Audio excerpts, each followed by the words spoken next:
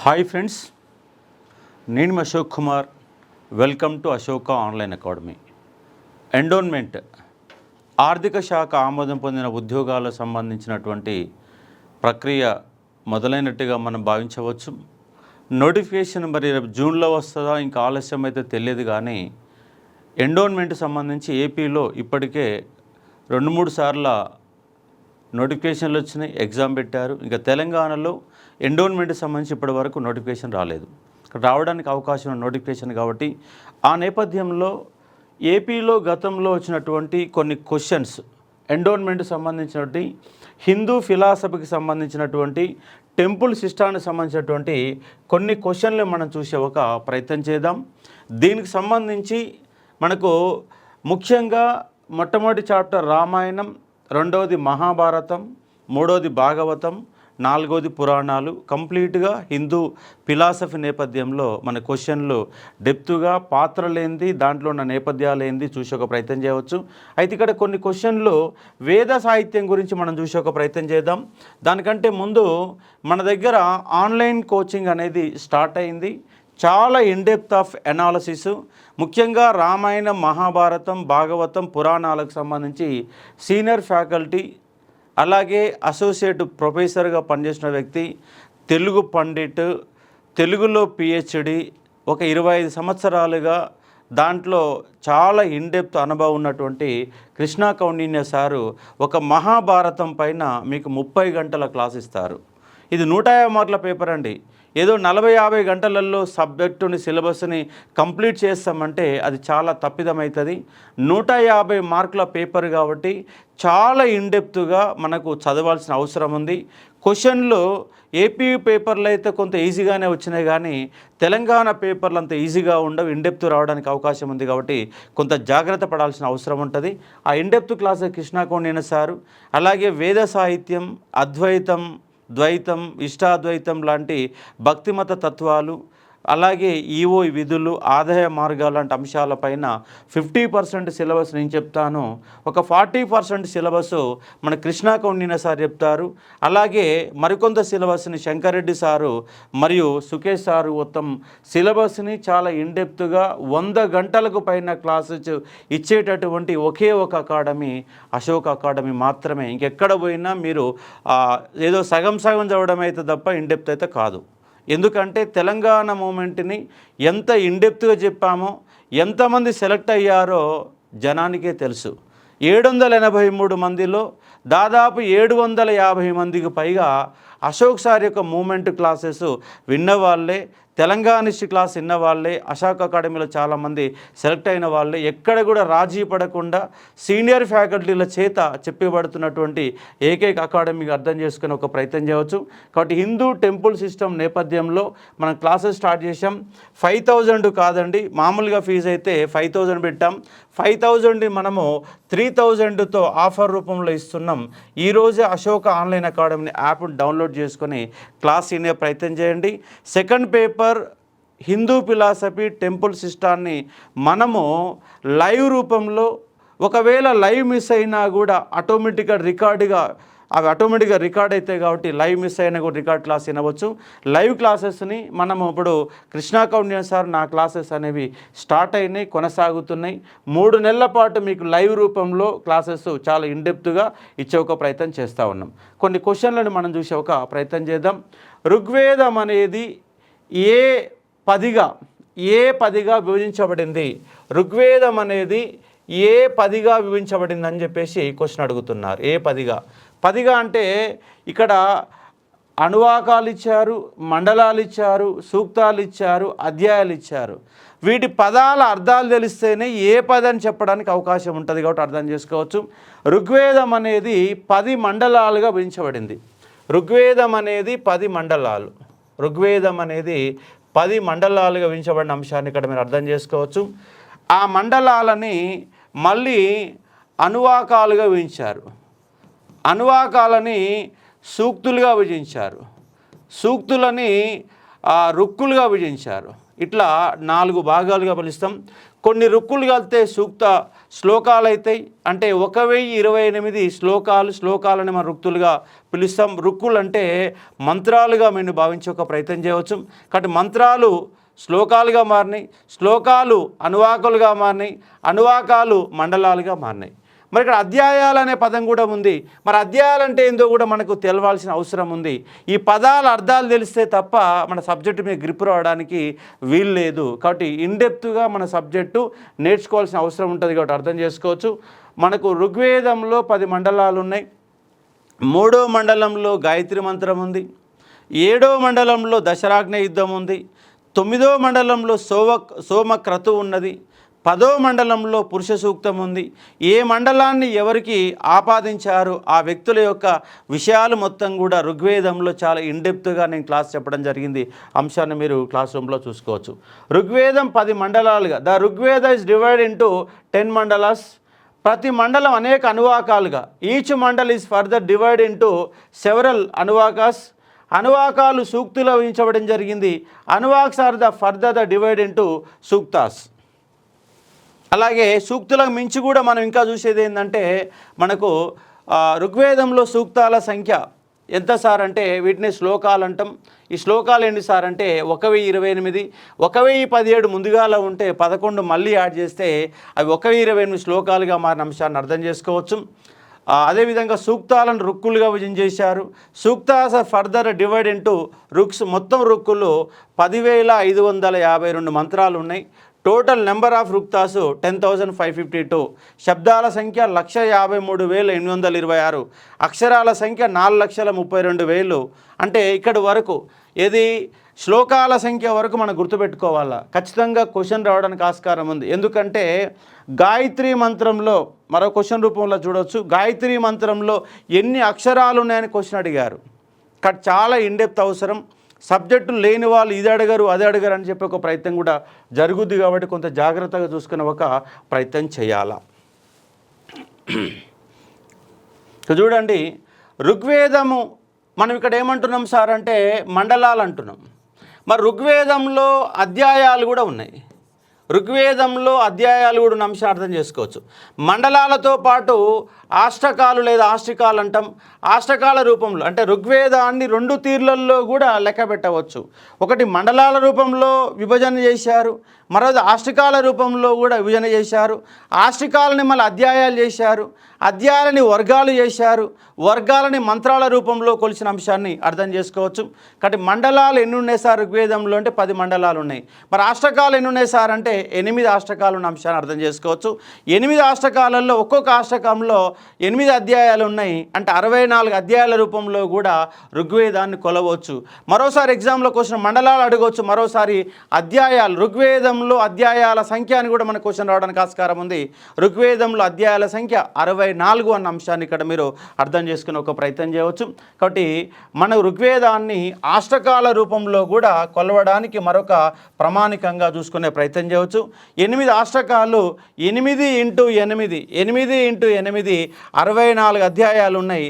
64 అధ్యాయాలని 2024 వర్గాలుగా విభజన చేశారు. అంశాన్ని అర్థం చేసుకోవచ్చు. ఒక్కొక్క వర్గంలో 1 నుంచి 9 మంత్రాలు ఉన్నాయి. అంటే మండలాలు వన్ సైడ్గా విభజన చేస్తే మరో సైడు ఆష్టకాల రూపంలో కూడా మనం విభజన చేసే అంశాన్ని అర్థం చేసుకునే ఒక ప్రయత్నం చేయవచ్చు. కాబట్టి ఋగ్వేదానికి సంబంధించిన కాన్సెప్ట్గా గుర్తుపెట్టుకునే ఒక ప్రయత్నం చేయండి. మరో క్వశ్చన్ చూద్దాం. గాయత్రి ఛందస్సుల్లో ఎన్ని అక్షరములు ఉంటాయి? ఇక్కడ 12 ఇచ్చారు, 32 ఇచ్చారు, 24 ఇచ్చారు, 9 ఇచ్చారు. చూడండి, గాయత్రి మంత్రంలో 24 అక్షరాలు ఉంటాయండి. 24 అక్షరాలు 24 దేవతలను సూచిస్తాయి. 24 అక్షరాలు 24 మంది దేవతలను చూపించిన అంశాన్ని అర్థం చేసుకోవచ్చు. దీంట్లో 3 పాదాలు ఉంటాయి. 3 పాదాలు అంటే 3 పంక్తులు అంటాం. 3 పంక్తులు ఉంటాయి. 3 పంక్తులలో 3 × 8 24 అక్షరాలు 9 పదాలుగా రూపంలో 9 పదాలు 3 పంక్తులు 9 పదాలు 3 పంక్తులు 24 అక్షరాలని విభజన చేసే అంశంగా అర్థం చేసుకోవచ్చు. గాయత్రి మంత్రం ఋగ్వేదంలోని 3వ మండలంలో ఉంది. ఋగ్వేదంలోని 3వ మండలంలో గాయత్రి మంత్రాన్ని చదివిన అంశాన్ని అర్థం చేసుకోవచ్చు. ఇవి ఎవరికి అంకితం చేశారు సార్ అంటే సూర్య భగవానునికి అంకితం చేసే అంశాన్ని గుర్తుపెట్టుకునే ఒక ప్రయత్నం చేయవచ్చు. అంటే ఒక క్వశ్చన్లో టోటల్ ఎనాలిసిస్ ఆఫ్ సబ్జెక్టు పైన గ్రిప్ ఉంటేనే మనం ఆన్సర్ చేయడానికి అవకాశం ఉంటుంది. కాబట్టి ఒక్కొక్క వర్డ్ కింద ఎంతో సబ్జెక్ట్ ఉంటుంది కాబట్టి ఆ సబ్జెక్టుని చాలా ఇన్డెప్త్గా నేర్చుకునే ప్రయత్నం చేద్దాం. కాబట్టి అంశాలని చూసుకోవచ్చు. కాబట్టి 3 పాదాల్లో ఒక్కో పాదానికి 8 అక్షరాలు ఉంటాయి. మొత్తంగా 24 అక్షరాలు. It has 3 padas lines and each pada contains 8 syllable అక్షరాలుగా విభజన చేసే అంశాన్ని అర్థం చేసుకోవచ్చు. దాంట్లో ఓం బ్రూం బృహస్వ అని చెప్పేసి మనకు పొద్దుగాలనే పారాయణం అనేది చాలాసార్లు రేడియోలలో టీవీలలో మనం చూస్తాం కాబట్టి అర్థం చేసుకోవచ్చు. ఇక్కడ ఒక్కో అక్షరం ఒక్కో దేవతను మొత్తంగా 24 మంది దేవతలను సూచిస్తుంది. Each syllable respects and deity indicating the total of 22 deities అనే అంశం నేపథ్యంలో అర్థం చేసుకోవచ్చు. అదే మాదిరిగా గాయత్రి మంత్రం ఋగ్వేదంలోని 3వ మండలంలో పేర్కొనబడింది. The Gayatri Mantra is a mentioned in the 3rd మండల ఆఫ్ ద ఋగ్వేద. పదాలు 9 వర్డ్స్ ఉన్నాయి. ఈ మంత్రము సూర్య భగవానికి అంకితం చేయబడింది. This mantra is dedicated to the lord Surya, the sun god. అదేవిధంగా మరో క్వశ్చన్ కూడా మనం చూసే ఒక ప్రయత్నం చేద్దాం. మరో క్వశ్చన్ చూడండి. ఇక్కడ ఋగ్వేదంలోని ఏ మండలాన్ని పావమాన మండలము అంటారు? విచ్ మండల ఇన్ ఋగ్వేద ఇస్ కాల్డ్ పావమాన మండల? ఏ మండలాన్ని పావమాన మండలిగా మనం పిలుస్తాము? అంటే 9వ మండలము ఏమంటుంది సార్ అంటే సోమక్రతువు గురించి చెప్తుంది. సోమక్రతువు గురించి చెప్తుంది. ఆ సోమక్రతువుని ఏమంటాం సార్ అంటే పావమాన మండలము అంటాం. సోమక్రతువునే పావమాన మండలంగా పేర్కొన్న అంశాన్ని ఇక్కడ అర్థం చేసుకునే ఒక ప్రయత్నం చేయవచ్చు. కాబట్టి నైన్త్ మండల్ 9వ మండలంలో ఉన్న ఓవరాల్ అంశాలు అర్థం చేసుకోవాలా. కానీ 7వ మండలంలో వశిష్ఠ మండలంలో ఏమున్నది సార్ అంటే దశరాగ్న యుద్ధం ఉంది. దశరాగ్న యుద్ధం గురించి మనకి 7వ మండలం చెప్తుంది. 9వ మండలం సోమక్రతువు గురించి చెప్తుంది. 10వ మండలము పురుష సూక్తం గురించి చెప్తుంది. 10వ మండలము పురుష సూక్తం గురించి చెప్తున్న అంశాన్ని అర్థం చేసుకోవచ్చు. చాలాసార్లు అడిగినట్టు క్వశ్చన్ ఏంటంటే ఏ మండలంలో పురుష సూక్తం యొక్క ప్రస్తావన ఉందని క్వశ్చన్ అడిగారు. కాబట్టి ఇంతకుముందు ఇండియన్ హిస్టరీలో కూడా ఈ 10th మండల్ 9th మండల్ అదేవిధంగా 1వ మండలంలో వివరాలు మొత్తం కూడా మనము క్లాసుల్లో చాలా ఇన్డెప్త్గా చెప్పాము కాబట్టి దాన్ని చూసుకునే ఒక ప్రయత్నం చేయవచ్చు. దీనికి సంబంధించినటువంటి వివరణ కనుక మనం చూసే ఒక ప్రయత్నం చేస్తే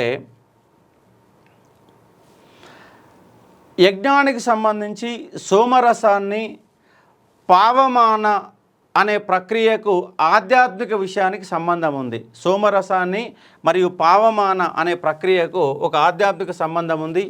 this ritual the Soma juice and the process called the Pavamana related the spiritual significance. Pavamana అంటే నిరంతరం ప్రవహిస్తూ శుద్ధి చేసింది అని అర్థం. పావమానం అంటే నిరంతరము ప్రవహిస్తూ శుద్ధి చేసింది. మరి ఏ విధంగా శుద్ధి చేశారు? పావమానం means that which continuously follows and purifies అని చెప్పేసి ఇక్కడ మన సమాధాన రూపంలో కనబడుతుంది. దాన్ని చూసి ఒక ప్రయత్నం చేస్తే సోమయాగంలో అంటే సోమక్రతు మనకు టోటల్గా ఉన్నటువంటి వేదాలలో క్రతువుల గురించి చెప్తుంది. అది ఋగ్వేదంలోని 10 మండలాలు ఉంటే 10 మండలాల్లో 9వ మండలంలో సోమక్రతు యొక్క ప్రస్తావన ఉంది. ఆ సోమయాగంలో సోమలత అనే వనస్పతిని రాళ్లతో దంచి రసాన్ని పిండుతారు. అలా పిండిన రసాన్ని గొర్రెబొచ్చుతో చేసిన పవిత్రమైన వస్త్రం దశపవిత్రం అంటాం, దాని ద్వారా వడకడతారు. ఈ వడకట్టే ప్రక్రియలో ఉన్న సోమరసాన్ని పావమాన సోమ అంటారు. అంత పవిత్రంగా దాన్ని ఒక పావనం సోమక్రతువులకి వెళ్ళి ఆ సోమరసాన్ని తీస్తారు కాబట్టి దాన్ని ఏమంటారు సార్ అంటే పావమాన అని పిలిచిన అంశంగా అర్థం చేసుకోవచ్చు. In the Somayoga the Soma creeper is crushed with the stones to extract its juice. The extracted juice is then filtered through the sacred woolen cloth made of the sheep wool. Sheep woolతో దాన్ని మొత్తం కూడా చేస్తారు. Dasha Pavitra. The Soma juice undergoing this the filtering process is called the Pavamana Soma. కాబట్టి పావమాన సోమ అనే పదము 9వ అధ్యాయంలో సోమక్రతువు సంబంధించిన కాన్సెప్ట్ అని అర్థం చేసుకునే ఒక ప్రయత్నం చేయవచ్చు. ఇది ఉన్నటువంటి సమాధానంగా గుర్తుపెట్టుకునే ఒక ప్రయత్నం చేయాలి. మరో క్వశ్చన్ చూడండి. శతపథ బ్రాహ్మణం ఏ వేదంలోని ఒక భాగం? మనకు సంహితలు, బ్రాహ్మణాలు, అరణ్యకాలు, ఉపనిషత్తులు అన్నటువంటి మనకు అనుబంధాలు కనబడతాయి. ప్రతి వేదానికి 4 అనుబంధాలు ఉంటాయి. అంటే ఋగ్వేద సంహిత ఉంటుంది, యజుర్వేద సంహిత ఉంటుంది, అలాగే సామవేద సంహిత ఉంటుంది, అధర్వణ సంహిత ఉంటుంది. అలాగే మనకి యజుర్వేదంలో శుక్ల యజుర్వేదం, కృష్ణ యజుర్వేదం అని 2 యజుర్వేదాలు ఉన్నాయి. ఈ 2 యజుర్వేదాలలో ఈ శతపథ బ్రాహ్మణం అనేది ఏ వేదానికి అనుబంధంగా కొనసాగింది అనేది క్వశ్చన్. కాబట్టి మన బ్రాహ్మణాలు ప్రతి వేదానికి అనుబంధంగా బ్రాహ్మణాలు ఉంటాయి, ప్రతి వేదానికి అనుబంధంగా ఉపనిషత్తులు ఉంటాయి. ఆ లిస్ట్ ఒకటి మనం 1కి 10 సార్లు కనుక చదవగలిగితే ఖచ్చితంగా 150 క్వశ్చన్లలో వచ్చే 150 క్వశ్చన్లలో ఫలానా బ్రాహ్మణం ఏ వేదానికి అనుబంధం, ఫలానా ఉపనిషత్తు ఏ వేదానికి అనుబంధం అని ఖచ్చితంగా 2 క్వశ్చన్లు వస్తాయి. దానికి సంబంధించి మనం ఒక పట్టిక రూపంలో కనుక చదువుకొని దాని విశ్లేషణ కనుక చేయగలిగితే ఖచ్చితంగా క్వశ్చన్ రావడానికి ఆస్కారం ఉంటుంది. చూసుకోండి ఇక్కడ ఏమంటుందాం, శతపథ బ్రాహ్మణం ఏ వేదంలోని భాగము? శతపథ బ్రాహ్మణం ఏ వేదంలోని భాగం? అలాగే మరో క్వశ్చన్ చూడండి, తిత్తిరీయ బ్రాహ్మణం ఏ వేదానికి సంబంధించినది? తిత్తియ బ్రాహ్మణ ఇస్ రిలేటెడ్ విచ్ వేద అని చెప్పేసి క్వశ్చన్ అడిగారు. సేమ్ ఆప్షన్లు ఉన్నాయి. ఋగ్వేదం, శుక్ల యజుర్వేదం, కృష్ణ యజుర్వేదం, సోమవేదం అని చెప్పేసి 4 వేదాలు ఇచ్చారు. మరి దానికి సంబంధించిన వివరణ కావాలనుకుంటే ఈ విధంగా మనం పట్టిక తయారు చేసుకోవాలా, ఈ విధంగా పట్టిక చేసుకోవాలా. ఏంటి బ్రాహ్మణాలు దేనికి సంబంధించి అంటే ఋగ్వేదానికి సంబంధించిన బ్రాహ్మణాలు, యజుర్వేదానికి సంబంధించిన బ్రాహ్మణాలు, సామవేదానికి సంబంధించిన బ్రాహ్మణాలు, అధర్వణ వేదానికి సంబంధించిన బ్రాహ్మణాలు. ఇట్లా లిస్ట్ అవుట్ కనుక చేయగలిగితే మనకు ఖచ్చితంగా క్వశ్చన్ని మనం ఆన్సర్ చేయడానికి అవకాశం ఉంటుంది. కానీ ఉపనిషత్తుల లిస్ట్ ఇట్లా ఉండాలా, అలాగే బ్రాహ్మణాల పైన అదే విధంగా ఉండాలి. ఏ బ్రాహ్మణంలో ఏముందన్న కొంత కాన్సెప్ట్ కూడా మనకు అర్థం చేసుకోగలిగితే 2 క్వశ్చన్లు ఏమో డైరెక్ట్గా ఫలానా వేదానికి సంబంధానికి క్వశ్చన్ అడిగితే మరో 2 క్వశ్చన్లు ఆ బ్రాహ్మణంలో ఏముంది, ఆ ఉపనిషత్తులు ఏముందని మరో 2 క్వశ్చన్లు వస్తాయి. ఇట్లా ఒక 4 క్వశ్చన్లని ఈ విధంగా మనము ఈజీగా ఆన్సర్ చేయడానికి అవకాశం ఉంటుంది, అర్థం చేసుకోవచ్చు. ఇక్కడ ఋగ్వేదానికి ఉన్న బ్రాహ్మణాలు ఏమున్నాయి సార్ అంటే ఐతరేయ బ్రాహ్మణం. ఆంధ్రుల గురించి మొట్టమొదటిసారిగా ఆ ప్రసక్తి ఉన్న బ్రాహ్మణమే ఐతరేయ బ్రాహ్మణుడు. ఐతరేయ అనే వ్యక్తి దాన్ని లిఖించాడు కాబట్టి ఐతరేయ బ్రాహ్మణంగా పిలిచారు. అలాగే కౌష్టకి లేదా సాంఖ్యాయన బ్రాహ్మణం, అశ్వలాయన బ్రాహ్మణం, గాలవ బ్రాహ్మణం, ఫంగి బ్రాహ్మణం, బృహచ్చ బ్రాహ్మణం. ఈ బ్రాహ్మణాలు మొత్తం కూడా దేనికి సంబంధించారంటే ఋగ్వేదానికి అనుబంధంగా ఉంటాయి. అలాగే యజుర్వేదానికి మనకు యజుర్వేదాన్ని మళ్ళీ 2 భాగాలు చేశారు. ఆ 2 భాగాలు ఏంటి సార్ అంటే ఒకటేమో శుక్ల యజుర్వేదం అంటాం. రెండవది ఏంటంటే కృష్ణ యజుర్వేదంగా మనం పిలుస్తాం. కృష్ణ యజుర్వేదం. ఇక్కడ శుక్ల యజుర్వేదం అంటే తెల్లనిది. ఈ తెల్లని యజుర్వేదాన్ని యజ్ఞవల్కుడికి వివరించింది ఎవరు సార్ అంటే సూర్యుడు అనే వ్యక్తి కాంతి కాబట్టి ఆ క్రాంతికి సంబంధించినటువంటి వేదమే శుక్ల యజుర్వేదం. ఆ శుక్ల యజుర్వేదానికి సంబంధం కలిగినదే శతపథ బ్రాహ్మణం అన్న అంశాన్ని అర్థం చేసుకోవచ్చు. కాబట్టి శతపథ బ్రాహ్మణం దేనికి అనుబంధం సార్ అంటే శుక్ల యజుర్వేదానికి సంబంధం కలిగినది. అలాగే కృష్ణ యజుర్వేదం వైశపాయనుడు యజ్ఞవల్కుడికి ఆ వేదాన్ని నేర్పినప్పుడు ఇద్దరి మధ్య అభిప్రాయ భేదాలు వచ్చి నీ నేర్పిన వేదాన్ని నాకు ఇవ్వండి అంటే అప్పుడు యజ్ఞవల్కుడు తాను నేర్చుకున్న యజ్ఞాన్ని మొత్తం కూడా మొత్తం యజుర్వేదాన్ని మొత్తం కక్కుతాడు. కక్కినప్పుడు ఆ రక్తపు ఉండలతో కక్కినటువంటి ఆ వేదాన్ని తిత్తిరి పక్షుల రూపంలో దేవతలు అనేవాళ్ళు తిన్నారు. అందుకే దాన్ని ఏమంటాం సార్ అంటే తిత్తిరీయ వేదము అంటాం. తిత్తిరి పక్షుల రూపంలో తిత్తిరియ వేదంగా పిలువబడింది. ఆ తిత్తిరియ వేదం పేర్లే తిత్తిరియ బ్రాహ్మణం కూడా వచ్చేసింది. కాబట్టి కృష్ణ యజుర్వేదానికి అనుబంధంగా ఏముంటుంది సార్ అంటే తిత్తిరి పక్షుల రూపంలో కాబట్టి తిత్తిరియ బ్రాహ్మణం అన్న పదాన్ని అర్థం చేసుకునే ఒక ప్రయత్నం చేయవచ్చు. కాబట్టి కృష్ణ యజుర్వేదానికి సంబంధం కలిగిన తిత్తిరియ బ్రాహ్మణము, శుక్ల యజుర్వేదానికి సంబంధించి శతపథ బ్రాహ్మణము, ఈ రెండింటి పైన మనకి ఎగ్జామ్లో లాస్ట్ ప్రీవియస్ రూపంలో క్వశ్చన్ల రూపంలో వచ్చిన అంశాన్ని అర్థం చేసుకో. చూడండి, శతపథ బ్రాహ్మణం ఏ వేదంలోని భాగము అంటే శుక్ల యజుర్వేదంలోని భాగం. శుక్ల యజుర్వేదానికి భాగము. శుక్ల యజుర్వేదాన్ని వాజసనేయము అంటాం, వాజసనేయంగా మనం పిలిచాము. అలాగే కృష్ణ యజుర్వేదాన్ని ఏమంటున్నాం సార్ అంటే మనం తిత్తిరీయము అంటున్నాం. తిత్తిరీయము లేదా తత్తిరీయం అని పిలుస్తాం కాబట్టి అర్థం చేసుకునే ఒక ప్రయత్నం చేయవచ్చు. కాబట్టి తత్తిరీయం అనేదేమో కృష్ణ యజుర్వేదానికి ఉంటే శుక్ల యజుర్వేదానికి మాత్రం వాజసనేయము. దీన్నే శతపథ బ్రాహ్మణం రూపంలో చెప్తున్నాం కాబట్టి ఎగ్జామ్ పాయింట్ ఆఫ్లో అవగాహన చేసుకోవచ్చు. ఇలాంటి ఎన్నో క్వశ్చన్లని అశోక్ అకాడమీ ద్వారా కొన్ని ఎక్స్ప్లెనేషన్లని అలాగే చాప్టర్ వైజ్ ఎగ్జామ్లని గ్రాండ్ టెస్ట్లను కూడా చూసుకోవచ్చు. కాబట్టి మీరు 3000 రూపీస్తో ఫస్ట్ పేపర్ జనరల్ స్టడీసు, అలాగే second paper live classes, chapter wise exams, grand టెస్టులు 100 గంటల పైన క్లాస్ అనేవి చాలా ఇన్డెప్త్గా మన కృష్ణ కౌండిన్య సారు, నేను, అలాగే శంకర్ రెడ్డి సారు, అలాగే సుకేష్, మొత్తంగా 4 ఫ్యాకల్టీసు 100 గంటల పైన క్లాస్ మీకు ఇస్తుంది. 150 మార్కుల పేపర్ కాబట్టి చాలా ఇన్డెప్త్గా నేర్చుకునే ఒక ప్రయత్నం చేయవచ్చు. కాబట్టి అర్థం చేసుకోవచ్చు. కాబట్టి ఈ క్వశ్చన్కు తత్తిరియ బ్రాహ్మణం దేనికి సంబంధించిన సార్ అంటే మనము కృష్ణ యజుర్వేదానికి నల్లనిది కృష్ణ యజుర్వేదానికి ఉన్నట్టు అనుబంధంగా ఉన్నది ఏంటి సార్ అంటే తత్తిరియ బ్రాహ్మణంగా అర్థం చేసుకోవచ్చు. కాబట్టి తత్తిరియ ఉపనిషత్తు అంటాం, తత్తిరియ ఉపనిషత్తు లేదా తత్తిరియ బ్రాహ్మణంగా పిలుస్తాం. దానికి ఏ నిబంధన సార్ అంటే కృష్ణ యజుర్వేద నల్లానికి సంబంధించిన కాన్సెప్ట్గా అర్థం చేసుకునే ప్రయత్నం చేయవచ్చు. ఇలాంటి ఎన్నో క్వశ్చన్లని మీ ముందుకు తీసుకొచ్చే ప్రయత్నం చేస్తాను.